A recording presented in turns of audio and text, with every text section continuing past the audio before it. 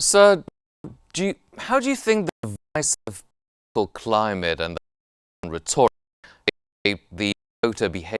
I mean, we've witnessed the rhetoric and the pledges and the promises and the bad mouthing on both sides. Do you think that polarization has led to more partisan voting, or has it motivated a shift in the swing voters? The nature of this race is very unique, has never been to the extent that we know, because the current president is not running. So the vice president is running, and the other candidate, the Republican candidate, former President Trump, was a president. So we're talking about something new for the political era. Number two, both parties, the Republican and the Democrat, are now taken by trends. So it is the leftist trend taking over the Democrat Party, and there is the Trump trend taking over the Republican Party. So we're dealing with a new era in American politics. And that era has different factors to factor. Um, Using the word decisive is like, well, you can use it, but I think that's a battle, and that's America. Like, there's always something to argue about. There's something to discuss, and there's always something on the plate of both candidates to discuss. Abortion has always been something in the U.S. elections. Now, securing the borders is something.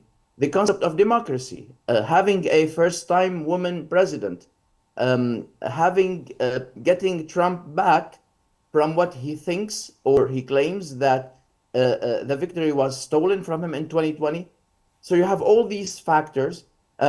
Having former president and the leading nominee for the presidential elections shoot in his head, but like by God's grace, it was in his ear. So for the first time, you have and that attempts on his life. You have Hmm. all these factors inside the political era. So that by default shall lead, and it led originally to this type of very acute speech. Now, what will happen the day after we call off the races? Also, there is this very tight race in both the House and the Senate. So we're talking about the whole era, the whole political view of America. Who will control what?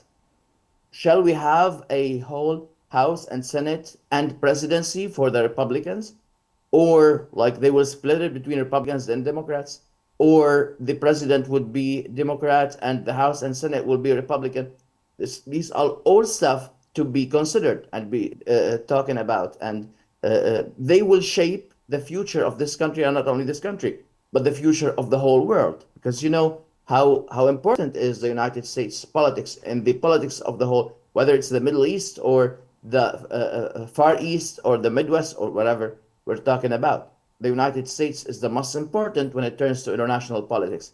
So what you consider as acute speech, I think that's kind of normal, plus plus, given the fact that we're dealing with something which is kind of new when it turns to normal political view of the United States.